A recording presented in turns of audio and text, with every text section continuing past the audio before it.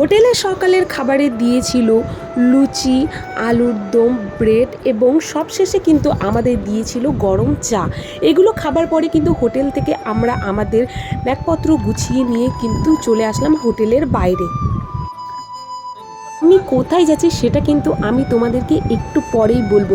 তার আগেই সবাইকে বলে দিই, হ্যালো বন্ধুরা, সবাই কেমন আছো? সুইটি সাহা ব্লগে তোমাদের সবাইকে ওয়েলকাম।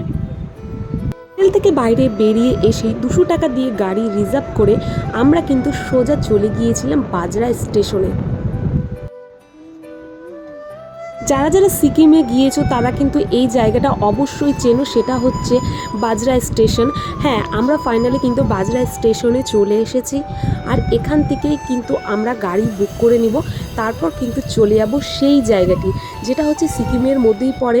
খুবই সুন্দর জায়গা।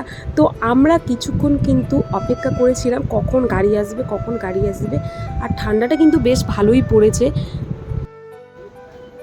বাজরা স্টেশনে কিন্তু আমরা চলে আসলাম, কিন্তু ড্রাইভার কিন্তু এখনও আসেনি। আমাদেরকে টাইম দিয়েছিল 6টা, কিন্তু সে নিজেই এখনও আসেনি। আর এখানে দেখো একটা দোকান আছে, এখানে কিন্তু অক্সিজেন পাওয়া যায়। যত উপরে উঠবে তোমাদের কিন্তু অনেকেরই অক্সিজেনের সমস্যা হয়, সেই জন্য কিন্তু তোমরা পারলে কিন্তু এখান থেকে অক্সিজেন কিন্তু কিনে নিতেই পারো।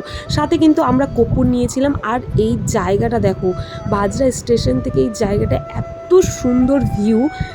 তবে ক্যামেরার মধ্যে ততটাও ভালো লাগছে না যতটা চোখে ভালো লাগছে। এত সুন্দর জায়গা, মানে খুবই সুন্দর। মানে ফাইনালি কিন্তু আমাদের কিন্তু গাড়ি এসে গেছে। চলো গাড়ির দিকে আমরা যাব। এখানে কিন্তু অনেক গাড়ি সারি সারি দাঁড়িয়ে আছে, কিন্তু কোনটা আমাদের গাড়ি সেটাই কিন্তু আমাদেরকে খুঁজে নিতে হবে।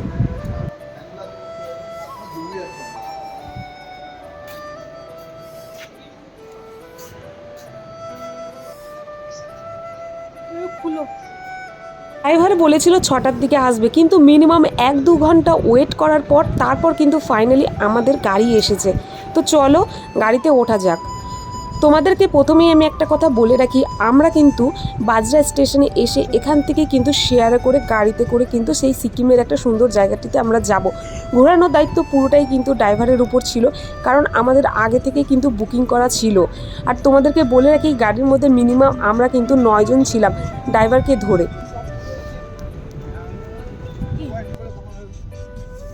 বন্ধুরা, পাহাড় কার কার ভালো লাগে? আমার তো খুবই ভালো লাগে, সেই জন্য কিন্তু মাঝে মধ্যেই কিন্তু আমি পাহাড়ে যাই। আর একটা কথা তোমাদেরকে বলে রাখি, সিকিমের বিভিন্ন রাস্তার পাশে কিন্তু রাস্তার কাজ চলছে, সেই জন্য কিন্তু রাস্তাঘাট কিন্তু খুব একটা কিন্তু ভালো না। আমরা যে টাইমে গিয়েছিলাম পাহাড়ের কিন্তু ওয়েদার কিন্তু খুবই ভালো ছিল।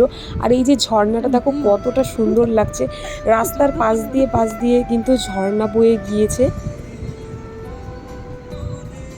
তো চলো আমরা কোথায় যাচ্ছি সেটা তোমরা নিজেরাই দেখতে পাবে। ভিডিওটা কন্টিনিউ করো, একদম স্কিপ করবে না।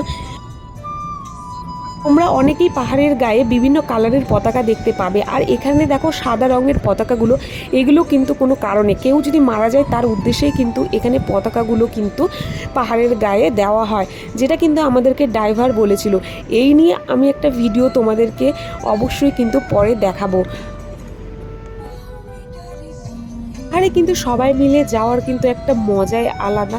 তো চলো যাওয়া যাক। যেতে যেতে তোমাদেরকে অনেক কিছুই তোমাদের সাথে শেয়ার করব। তো চলো।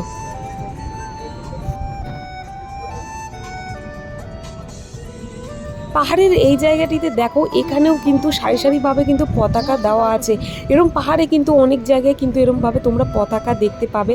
তারপর দেখো এই জায়গাটা কতটা সুন্দর লাগছে, রাস্তার পাশেই কিন্তু একটা বাড়ি দেখা যাচ্ছে। আমি তোমাদেরকে বলেছিলাম সিকিমের পাহাড়ে কিন্তু জায়গায় জায়গায় কিন্তু রাস্তার কাজ চলছে, যেখানে কিন্তু ধস নেমে রাস্তা কিন্তু খারাপ হয়ে গিয়েছে। সেটাই কিন্তু গাড়িতে থাকার পর সবাই বলছিল যে ওয়াশরুমের জন্য কিন্তু গাড়িটা থামানোর জন্য। তো ড্রাইভার কিন্তু এই জায়গাটিতে কিন্তু সবাইকে থামিয়েছিল, যদি একটু সবাই রেস্টও নিয়ে নিতে পারবে, জলের বোতল বা খাবার কিন্তু কিছু কিনে নিতেও পারবে। আর এই জায়গাটিতে দেখো জায়গাটা কতটা সুন্দর লাগছে।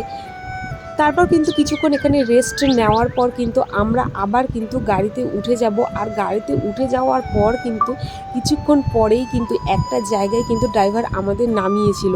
আর জায়গাটা হচ্ছে এই সেই জায়গা যেখান থেকে কিন্তু রাস্তার পাশ থেকে কিন্তু ঝর্ণা দেখা যাবে। দাঁড়াও আমি তোমাদেরকে দেখাচ্ছি।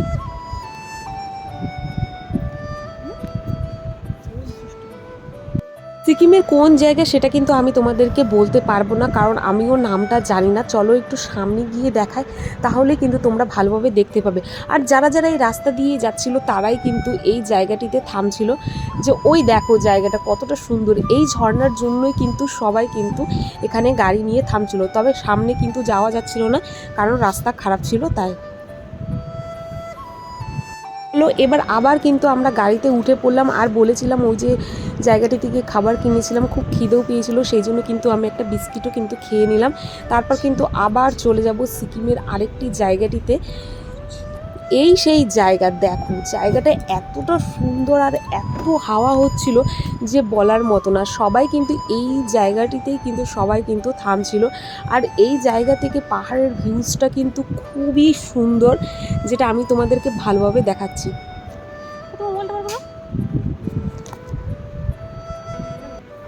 আরে ইয়ে করে ভিডিও করো না, এরকম ভিডিও করো না। আমরা অনেকেই বলবে সাথে কি আমরা কুকুর নিয়ে এসেছিলাম নাকি, কিন্তু না, এখানে কিন্তু কুকুরগুলো এমনিতেই ছিল এখানে আগে থেকেই। জায়গাটা দেখো কতটা সুন্দর লাগছে, একদম শান্ত শিষ্ট জায়গা, আর এত হাওয়া হচ্ছিল। আর এই জায়গাটিতে কিন্তু ছবিগুলোও কিন্তু বেশ ভালো এসেছে, মানে ভিউজটা খুবই সুন্দর। আর এই সেই জায়গার কথাই কিন্তু আমি তোমাদেরকে বলছিলাম, যে ড্রাইভার বলেছিল এই জায়গাটিতেই কিন্তু আমাদেরকে দেখাবে। সত্যি জায়গাটা কিন্তু খুবই সুন্দর।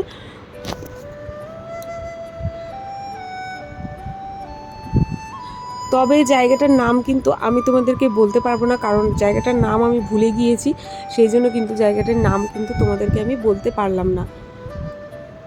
তোমরা যদি কেউ জেনে থাকো অবশ্যই কিন্তু কমেন্টের মধ্যে জায়গাটার নাম তোমরা বলো। তারপর দাঁড়াও, রাস্তার সামনেটা তোমাদেরকে আমি দেখাচ্ছি। এই হলো রাস্তার সামনেটা, দেখো চারিদিক দিয়ে পুরো পাহাড়, আর ওই সাইডটাতে কিন্তু বসার একটু জায়গা আছে।